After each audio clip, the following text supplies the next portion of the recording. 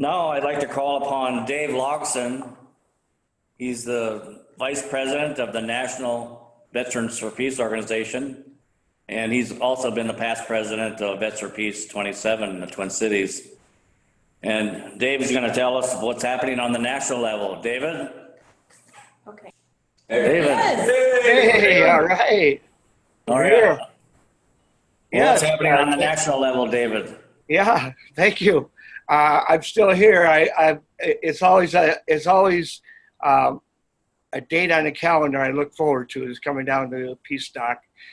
Although I wasn't really looking forward to it today because it would be kind of warm in the old Hobgoblin barn, if you know what I mean. So, well, we can thank COVID for one thing anyway, right? Yeah, I guess so.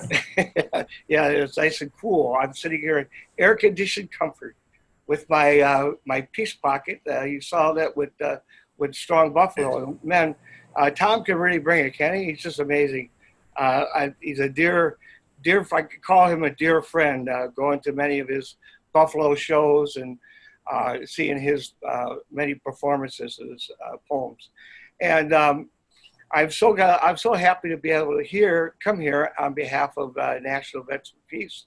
It's with a heavy heart. We lost a dear friend last week, Charlie Bloss, who passed away last weekend. And I just talked to his wife, his widow, Irv, this morning, and it's very powerful. Charlie was a real friend, a long time peace activist, beautiful spirit. I have so many stories going down to Nogales, the border in Nogales, and adventures with Charlie. And his spirit is with us, as is the spirit of people like John Lewis, who just passed away. John Lewis, the civil rights legend. And we rise on the shoulders of all these great people that have gone before. And we certainly have seen a lot of them here in Minnesota with our Vets for Peace chapter. Nationally, Veterans for Peace is making the effort right now, and with the killing of George Floyd and all the activity that's gone around it, the question has been asked, well, what does Veterans for Peace have to do with Black Lives Matter? Well, when Ferguson happened a few years ago, Michael McPherson, our African-American executive director, at the time, put forth the slogan, peace at home, peace abroad. And if you look at what we're still doing, supporting the Saudi bombing of Yemen, supporting the apartheid state in Israel with our taxpayers' money. There's Barbara Lee has introduced a bill with Mark Pocan, I think it is, from Wisconsin, to cut the military 10% and designate that money for human needs and for resources for human helping poverty and homelessness in our cities. And I think that we need to start to reassess, and not only reassess, but call our representatives. There's 190 people out there, and I'm having this intimate conversation with 190 people. And I asked you to a bookmark in your mind, put that in the front lobe of your brain, is to call and write and email your representatives and emphasize this point about the military spending and where our priorities nationally.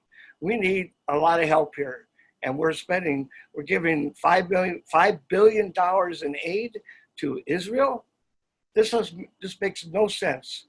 And I think that people, when they view the facts, will come back to realize that. And the National Vets for Peace, and we have our convention starting a week from Sunday.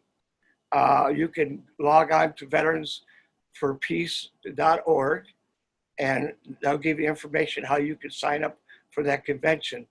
But we're going to be virtual this year, and I think the beauty of the virtual meetings like this is obvious. We have 190 people intimately watching this program, and normally at Peacestock we would have 70 to 80 very cramped and warm people in Hobgoblin Barn, and now we have 190 people, hopefully ensconced in some air-conditioned space, really catching your full attention to the program. And I'm not going to say any more because we have a terrific program.